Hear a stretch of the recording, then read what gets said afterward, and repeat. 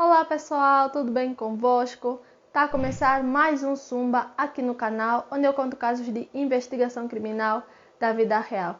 E a pedido de um seguidor e amigo, hoje trouxe para vocês o caso de Calupeteca, que aconteceu em Angola e é um dos casos mais conhecidos desde o ano de 2015.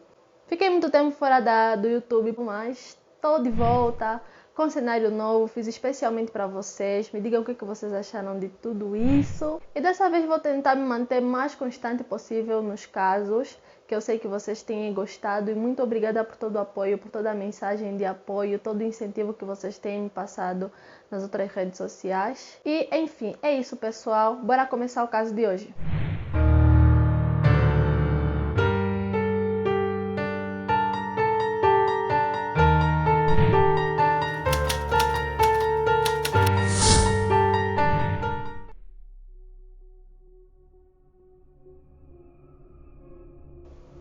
José Julino Calupeteca nasceu no início da década de 70 no Monte Sume, município do Cala, província do Ambo, onde cresceu junto da família.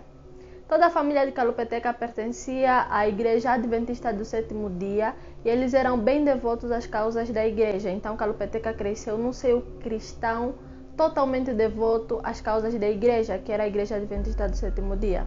Calupeteca não tinha tanta instrução acadêmica, ele deixou de estudar quando tinha a quarta classe. Em 1992, aos 21 anos de idade, Calupeteca tornou-se um destacado corista da Igreja dos Adventistas do Sétimo Dia. Ele cantava muito bem, até hoje muitas pessoas têm lembranças de alguns de seus cânticos favoritos. Em 1994 e 1995, realizou um curso bíblico e passou a ser responsável máximo da juventude da igreja. Ele casou na mesma igreja e teve 8 filhos com a esposa. Mas, em 2001, ele foi afastado da igreja por suposta indisciplina. Desde então, ele começou a pregar de forma independente e, em 2007, ele criou a sua própria seita denominada Igreja Adventista do Sétimo Dia, a Luz do Mundo. Esse nome da sua seita pode ter sido baseado em Mateus capítulo 5, versículo 14, onde Jesus diz aos seus discípulos: "Vós sois a luz do mundo". Apesar dele não ter tanta instrução acadêmica, mobilizou milhares de cidadãos entre letrados e iletrados, então a igreja dele crescia muito com o passar dos anos. Inclusive, a maior parte dos seguidores de Calupeteca eram descendentes da Igreja Adventista do Sétimo Dia, que era a sua igreja mãe. Os seus seguidores chamavam ele de profeta e não tinham qualquer dúvida que ele era um homem de Deus. Milhares de pessoas se reuniam e sentavam bem silenciosos para escutar as suas pregações. Se vocês verem nas imagens e algumas pregações que estão aqui disponíveis no YouTube, os seus seguidores ficam bem atentos em silêncio, prestando atenção em cada detalhe daquilo que Calupeteca falava. Então eles realmente consideravam as palavras de Calupeteca palavras de um verdadeiro profeta. Então, depois dele ser muito conhecido e começar a ter muitas influências, não só no Ambo, mas em Luanda e em Benguela, ele tentou legalizar a sua igreja em Luanda, mas ele não conseguiu. Foi para Benguela também, não conseguiu legalizar. Então decidiu voltar à sua cidade natal, que é o Ambo, e lá no Monte Sume ele começou a cultuar com os seus fiéis. No monte eles instalaram casas feitas de chapas de zinco juntas umas das outras, e naquele monte eles passavam dias, semanas e às vezes até passavam meses só a cultuar. A igreja dele poderia se considerar nacional porque vinha fiéis de mais províncias para além do Ambo. Vinham fiéis de Luanda, fiéis de Benguela. Ele também passou pela Huila, Bié, Kwanza Sul e fez vários discípulos. À medida que a igreja crescia, parecia que se tornava um perigo para as comunidades. Em 2012 e 2013, Calupeteca foi acusado de incitar os seus fiéis a não participarem do processo eleitoral e na campanha de vacinação de crianças. Mais tarde, em abril de 2014, Calupeteca foi acusado de incitar novamente os seus fiéis a se absterem da participação do Censo Geral da População e Habitação. Na época do censo, eles estavam no monte a cultuar e, segundo a acusação, a igreja não tinha qualquer intenção de colaborar para o processo eleitoral. Em 26 de setembro de 2014, o general Kwendi Panyama, que na época era o governador provincial do Ambo, se deslocou até o monte e tentou sensibilizar o povo a colaborar com o governo. Mas ele não teve êxito, então ele teve que voltar ao Monte Sumi numa outra ocasião com alguns autocarros para poder recolher o povo de volta para as suas casas para poderem participar no processo eleitoral. Em outubro de 2014, Kalupeteka assinou um acordo com o governo para não realizar mais cultos. Mas de repente viu que o documento circulava por algumas igrejas do Kala, o que ele considerou uma ameaça, então ele mobilizou mais fiéis no Bié, na Huila, Uambo, Benguela, Luanda e continuou a realizar os seus cultos. Kalupeteka foi também acusado de proibir as crianças de estudar, proibir os adultos de trabalhar, incentivar as famílias a venderem todas as suas propriedades e ir morar no Monte Sumi, afirmando que tudo isso faz parte da terra e que o fim do mundo se aproximava. Segundo a acusação, Kalupeteka afirmava que o fim do mundo ia acontecer em 2015. Então, nessa ocasião, Kalupeteka ficou bastante conhecido em todo o país, ou como um fanático religioso, ou como um falso profeta que tentava enganar as pessoas. Após ele ser muito conhecido, a Igreja Adventista do Sétimo Dia foi chamada à televisão pública de Angola, porque as pessoas queriam entender quais são os motivos pelos quais Kalupeteka foi expulso da antiga igreja. Segundo esses líderes, Kalupeteka foi expulso da igreja porque após ele se destacar por ter o dom de cantar, ele começou a ter o ego inchado, de modo que começou a ter relacionamentos extraconjugais. Kalupeteka se envolveu com uma das lideradas do grupo coral, onde ele era o líder, e teve filhos com ela. Além disso, no ano de 2000, Kalupeteka também se relacionou com uma mulher do Lubango e também teve filhos com esta mulher. Então, após esses casos, a igreja decidiu afastar Kalupeteka. Em abril de 2015, aos 52 anos de idade, Kalupeteka e seus milhares de fiéis deixaram as suas moradas para ficar no Monte Sumi a cultuar. Segundo informações que passavam na televisão pública de Angola, Kalupeteka convenceu seus fiéis a venderem todas as suas propriedades e ficarem no Monte Sumi até a vinda de Cristo. Segundo essa informação, Kalupeteka previa que Jesus voltaria em 2015. O governo, por sua vez, afirmava estar preocupado com a situação porque Kalupeteka impedia as crianças de estudar, impedia os adultos de trabalharem. Basicamente, eles pararam de produzir, pararam de evoluir em nome desse fim do mundo que Kalupeteka anunciava. E claro que se eu fosse o governo, obviamente também me preocupava com essa situação. Foi então emitido um mandato de detenção contra Kalupeteka no sentido de fazer toda a população que estava no monte voltar para casa.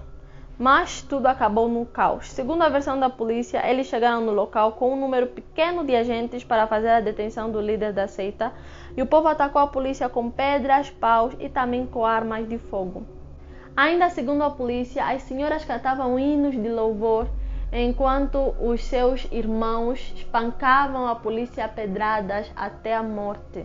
Segundo a polícia também, enquanto isso acontecia, 2 membros da igreja, a partir do cume do monte, efetuavam disparos contra os agentes da polícia. Então, quer dizer, segundo essa versão, que os membros, os irmãos da igreja, tinham armas no monte.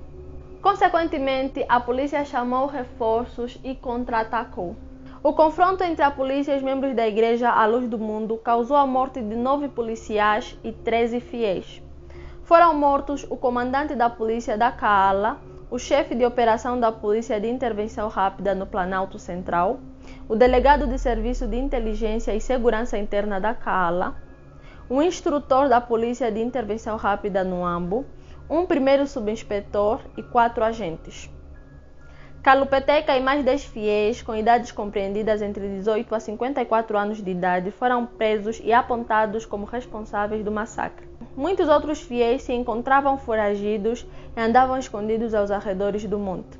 Segundo a polícia, foi apreendido no local do crime 2 armas AKM, 2 armas cadeira e mais 78 elementos. Um ano depois do ocorrido, José Julino Kalupeteka, líder da seita, e 10 dos seus fiéis foram a julgamento acusados dos crimes de homicídio, tentativa de homicídio de agentes da polícia, desobediência civil, resistência à prisão e posse ilegal de armas de fogo.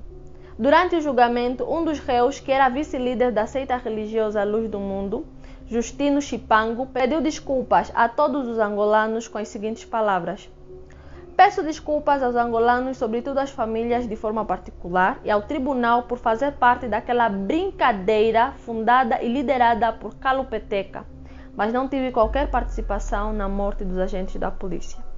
E foi assim que Calupeteca foi taxado e condenado como um dos criminosos mais perigosos de Angola. Mas, segundo alguns jornais e sites que eu utilizei para a pesquisa, vou até deixar os links aqui embaixo na descrição para vocês lerem a matéria depois de acompanharem o caso. Ao redor do caso estavam a acontecer coisas bastante estranhas, que mostravam que nesse caso ocorreu uma certa injustiça, e essas coisas estranhas que aconteciam ao redor do caso nunca passavam na televisão pública de Angola. Primeiro, falava-se de 13 fiéis mortos, mas nenhum corpo foi apresentado. Segundo, falava-se de 13 fiéis mortos, mas desapareceram muitos mais fiéis naquele confronto, e até hoje muitas famílias ainda procuram seus parentes. Terceiro é que após o massacre, o governo tornou o local numa base militar, impedindo assim que organizações independentes fossem até o local para poder apurar o que realmente aconteceu. Ou seja, essa ação de colocar uma base militar no local do crime impede, torna impossível que mais investigações se façam no local. Isso pareceu bem suspeito. Em maio de 2015, o escritório do Alto Comissário da ONU para os Direitos Humanos pediu que fosse nomeada uma comissão independente para investigar os confrontos no Monte Sume. Segundo a ONU, há fatos por esclarecer e grandes diferenças no número de vítimas. O pedido de inquérito caiu mal ao governo angolano, que afirmou que as declarações da ONU não são sustentadas por quaisquer provas e que foram amparadas por falsas declarações prestadas por elementos tendenciosos e absolutamente irresponsáveis com a intenção de difamar o país. E realmente foi muito estranho o governo ter negado que a ONU fizesse uma investigação particular ou que o governo tivesse colocado aí base militar logo no local do crime. Para além disso, Calupeteca negava todas as acusações que eram feitas contra ele. Em um dos discursos antes do massacre, ele fala sobre as acusações da antiga igreja e fala também sobre os supostos filhos que ele teve com outras mulheres. Nesse mesmo discurso, ele desmente a antiga igreja, coloca os 8 filhos e a esposa bem na frente da igreja, conta um por um, diz que são os únicos filhos que ele tem e que ele teve com uma única mulher, que é a sua esposa. Ele desmentiu ele ter outros casos e desafiou a Igreja Adventista do Sétimo Dia, que é a sua igreja de origem, a mostrar essas outras mulheres e esses outros filhos que ele tinha. Depois dele ter desmentido tudo isso, ele contou a sua versão dos motivos pelos quais ele foi expulso da igreja. Ele disse que nasceu e cresceu na Igreja Adventista do Sétimo Dia, dedicando-se nas causas da igreja, mas nunca foi um verdadeiro cristão. E que quando ele teve um encontro real com Deus, ele passou a discordar de algumas coisas que ele considerava ser falsas doutrinas e também discordava das vidas impróprias da liderança. Então, por ele se posicionar de uma forma diferente, se posicionar contra a liderança, ele foi afastado da igreja. Uma boa parte da igreja foi com ele e desde então ele começou a ser perseguido pela antiga igreja, que segundo Calupeteca não parava de contar mentiras sobre ele. Pelo que contam os fiéis, eles estavam a tentar ter uma vida tranquila com Deus, mas eles estavam a ser perseguidos pela antiga igreja, que não estava satisfeita pelo facto de ter perdido a maior parte dos seus fiéis por conta da Igreja Adventista do Sétimo Dia, Luz do Mundo. Eles tentavam convencer o governo de que a igreja de Calupeteca era uma espécie de partido disfarçado de igreja.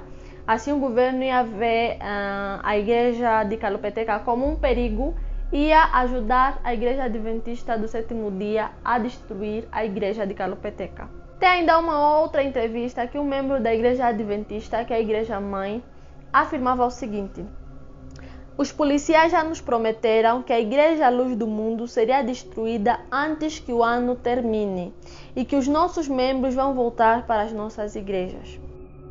Tem até alguns membros, eles saíram da Igreja Adventista Mãe, se converteram à Igreja de Calopeteca. Posteriormente, eles saíram da Igreja de Calopeteca, voltaram à Igreja Mãe e foram contando que aquela igreja é uma igreja falsa, até abriram uma organização chamada Equipa Resgate, e aquela organização tinha a missão de desmascarar a igreja à luz do mundo.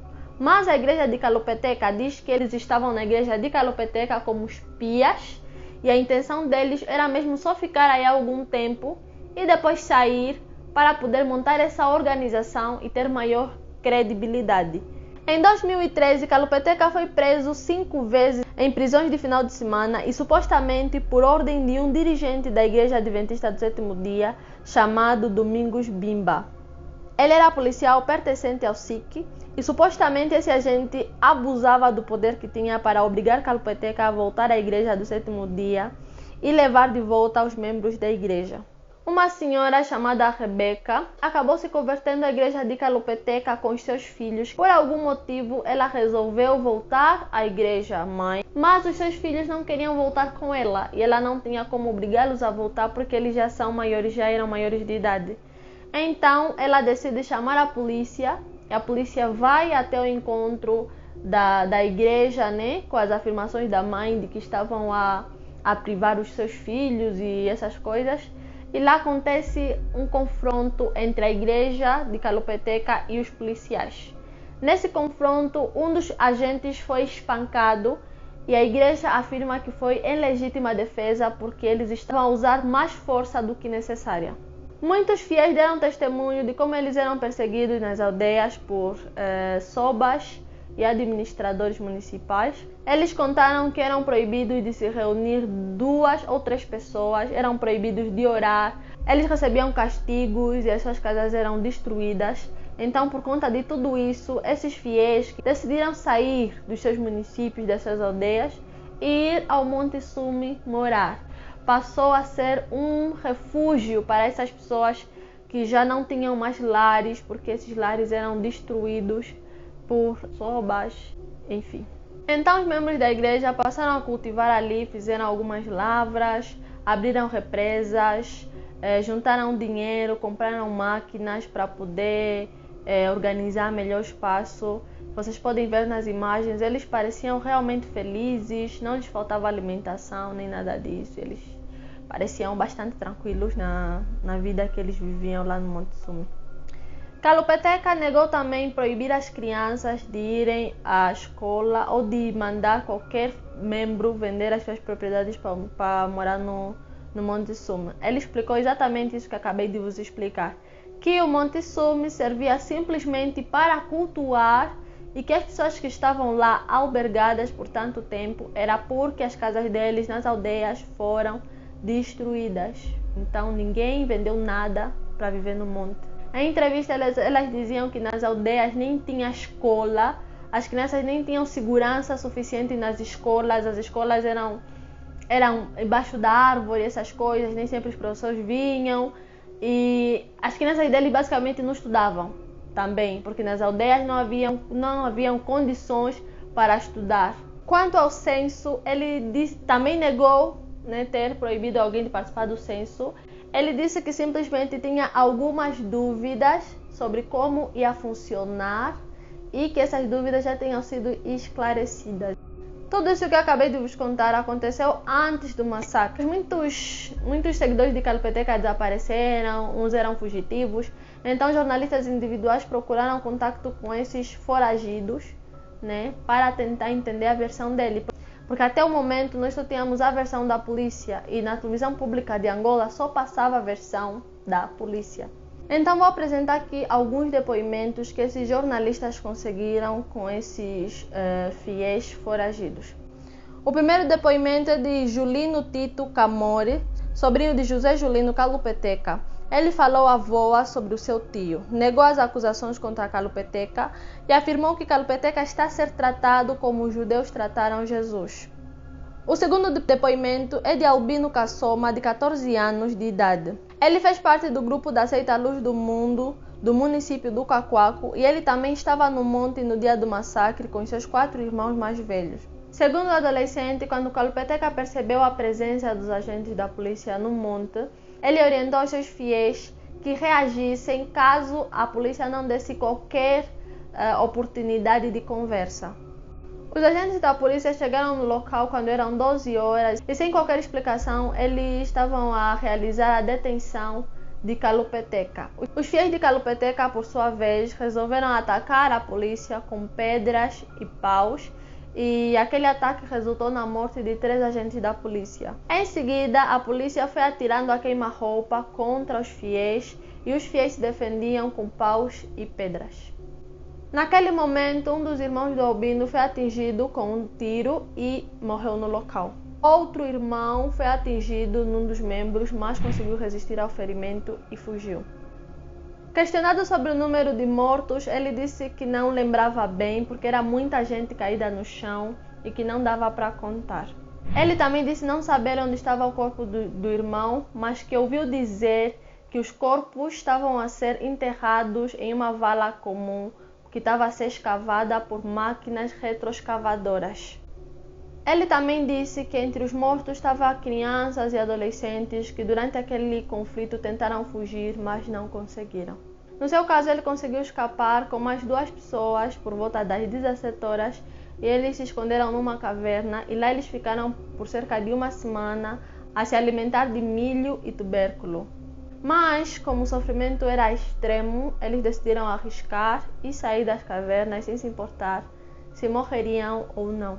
Felizmente, eles conseguiram sair do local sem serem vistos, chegando até uma cantina e lá eles pediram ajuda do dono da cantina, explicaram toda a situação. O senhor acreditou neles de primeira, deu 2.000 kwanzas para eles se alimentarem e pagou a passagem deles para Luanda. Quando eles chegaram em casa dos seus familiares, a família ficou totalmente aliviada e feliz porque eles estavam a ser procurados e a família acreditava que eles poderiam ter morrido, mas graças a Deus eles estavam bem, eles estavam ali. Então resolveram dar uma festa para comemorar a vinda dos seus parentes. O adolescente disse uma coisa bem interessante que acaba corroborando com aquilo que é a versão da polícia. Ele afirmou que as casas de chapas foram construídas para albergar os fiéis que ficariam ali até a vinda de Cristo.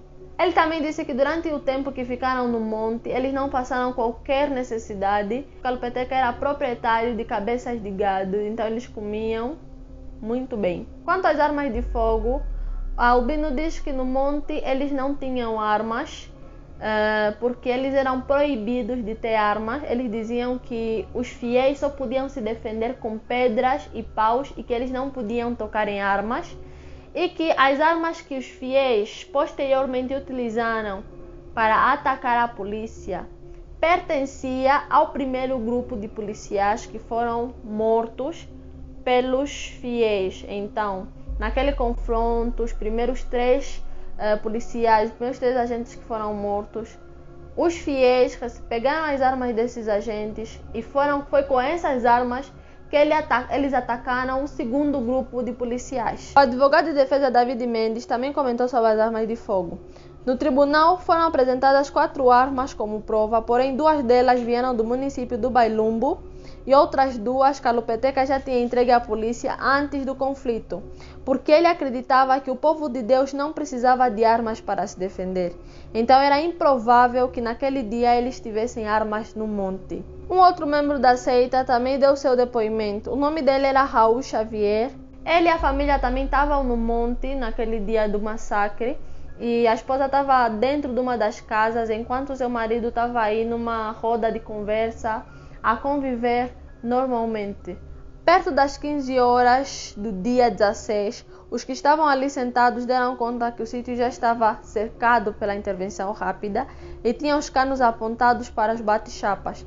A testemunha afirma ter visto também uma carrinha de cor azul escura com uma metralhadora grande montada na carroçaria apontada contra o local onde estavam os fiéis. E o outro carro trazia cães.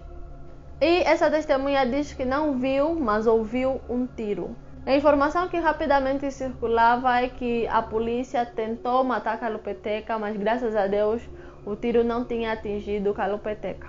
Após esse primeiro tiro, segundo Raul, foi quando ele despertou, né, que tinha aí uma confusão a se passar no local. Ele foi atingido com um tiro no pé e depois disso ele viu várias outras pessoas a caírem, né, sendo atingidos com tiros. Ele disse que foi a primeira pessoa, mas depois dele mais 5 pessoas foram atingidas. E lá, sentado ferido, ele conseguiu ver várias coisas acontecer.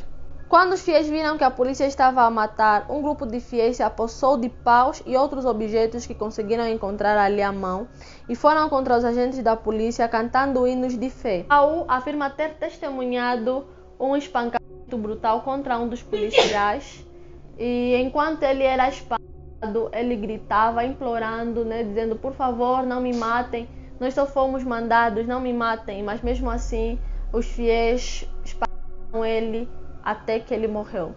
Pessoal, uma coisa que me deixa, sei lá, arrepiada, né? Uma coisa que eu acho bizarra nesse caso é o facto deles estarem a atacar ao mesmo tempo a cantar hino. Ele ainda afirma que os policiais levaram câmeras de filmar. Naquele momento que Raul dava o seu depoimento, ele fez uma pausa, lamentou a prisão do seu líder Calopeteca e dos seus fiéis. E naquele momento ele desafiou, né, a polícia a mostrar as gravações que fizeram naquele momento. Ele diz que eles gravaram tudo porque ele viu as câmeras e ele diz que eles só não mostram as gravações por vergonha. Raul ainda recorreu à Bíblia para explicar a coragem dos fiéis de pegar paus e pedras. Ele disse que foi como o caso de Davi, que enfrentou Golias com apenas uma pedra na mão. Assim também os fiéis, embora policiais viessem com armas de fogo, com metralhadoras e toda aquela coisa, eles conseguiram se defender apenas com paus e pedras. Por volta das 20 horas do mesmo dia, 3 caminhões Kamazes chegaram ao local levando dezenas de efetivos das Forças Armadas angolanas para apoiar a operação da Polícia de Intervenção Rápida. Quando a confusão se instalou, ele e mais um amigo que estava ferido também, chamado Sami, decidiram sair de perto de outros feridos e subir no telhado da casa onde eles estavam apoiados. Dali, eles viram tantas outras coisas a acontecer. Ele disse que lá no telhado, enquanto eles estavam escondidos, viram os policiais e eles encontraram os 4 outros feridos que estavam encostados na parede e lhes obrigou a repetirem o hino que eles estavam a cantar enquanto o confronto decorria. Assim que amanheceu, eles começaram a matar todos os feridos e sobreviventes que encontravam. Então, no dia 17 de abril, 24 horas depois do início do massacre, eles decidiram arriscar a fuga. Os 2 desceram das chapas e se arrastaram até o monte. Eles passaram por um reservatório e lá o Sami, que é o companheiro do Raul, descalçou as suas botas de borracha, colocou água e eles beberam essa água. Pelo caminho também passaram por uma lavra que pertencia à seita e lá eles tiveram tempo de recolher algumas espigas de milho, abóbora e algumas batatas renas. Após um dia escondidos nos arbustos, eles encontraram um lugar mais seguro que ficaram por cerca de 7 dias. Raul sublinha que os militares montaram várias emboscadas na lavra para poder capturar os fiéis escondidos que procuravam alimentos e para isso os militares utilizaram até helicópteros. Eles se deslocaram até o norte do monte e lá eles ficaram por 16 dias sem ver nenhuma pessoa, apenas helicópteros a passar. No 17º dia, eles viram militares a transportar alguns bens que tinham saqueado no Monte Sumi e viram também o aldeão em busca de lenha junto ao esconderijo. Com isso, ele percebeu que eles estavam em risco de serem encontrados. Como Raul tinha um telefone e tinha reservado uma unidade de carga, ele ligou para outros irmãos na fé, informando a sua situação e os irmãos foram até o local pegar eles. Eles circularam durante o dia sem serem vistos pelos militares. Raul reencontrou a sua esposa Avelina já na cidade do Ambo e conheceu Nuda, o seu filho recém-nascido. No dia do massacre, a esposa caminhava toda a noite até a sede do município do Cala, encontrou refúgio em casa de membros da seita, deu à luz no dia seguinte e foi denunciada por um informador. Foi detida pela polícia juntamente com outros membros da seita. Após o castigo, Avelina foi liberta e alguns membros da seita deram-lhe 1000 kwanzas para apanhar um carro que a levou até a cidade do Huambo, onde, no final de tudo, encontrou o marido. Thomas Rafael, de 22 anos de idade, também deu seu testemunho. Ele era membro da igreja de Calopeteca e ele chegou na tarde do dia do massacre. O carro onde ele estava foi impedido pela polícia no quilômetro 25, de chegar até o monte por conta dos confrontos. Durante o tempo que eles ficaram retidos naquela sessão, ele afirma ter visto carros abarrotados de agentes e muitos outros abarrotados de militares. E ele não sabia exatamente o que estava se passando no monte de concreto. A única coisa que sabia era que foram interpelados e eles não puderam chegar até o seu destino, que era o Monte Sume. O filho de Calopeteca, Fernando Calopeteca, também deu seu depoimento ao jornalista William Tonet. Na altura, ele tinha sido encontrado pelo jornalista no mato. Os seus irmãos e a sua mãe tinham sido presos e, segundo ele, morreram mais de 700 pessoas. Ele afirma ter visto isso com os próprios olhos, afirmou ter visto grandes brutalidades contra mulheres grávidas e crianças. Para além desses depoimentos, havia muitos outros, mas eu resolvi não trazê-los cá para não tornar esse vídeo muito extenso, Mas a ideia, a linha de pensamento de quase todos era essa. Após quase um ano em prisão preventiva, o Tribunal do Huambo condenou no dia 5 de abril de 2016 o líder da seita angolana Adventista do Sétimo Dia, à Luz do Mundo, José Julino Calopeteca, a 28 anos de cadeia pelo homicídio de 9 policiais em 2015. Além de Calopeteca, 8 dos seus seguidores foram condenados a apenas de 27 anos de prisão e outros 2 a 16 anos. Para o juiz da causa, Afonso Pinto, ficou provado que o líder da seita foi responsável por crimes de homicídio qualificado e por 7 de homicídio frustrado contra agentes da polícia. Basicamente, a acusação alegava que o líder da seita, junto dos fiéis, prepararam machados, facas, paus e até armas de fogo para atacar a polícia e que a polícia simplesmente respondeu à violência efetuando disparos. A condenação não surpreendeu o advogado David Mendes, que recorda que o Código Penal angolano apenas permite penas efetivas de cadeia de até 24 anos. David Mendes também dizia na altura que iria recorrer da decisão junto do Tribunal Supremo. O advogado afirmou que houve irregularidades no processo que levou à condenação dos seus constituintes. Não estamos de acordo particularmente com a fundamentação do juiz para aplicar as medidas que aplicou, que não foram convincentes. Como eu tinha explicado, o governo anterior não tinha permitido que se fizessem investigações independentes por meio da ONU, mas em 2018, com o novo executivo, a defesa de Calopeteca tinha esperança de que o caso fosse tratado de uma outra forma ou que a investigação proposta pela ONU pudesse ser realizada.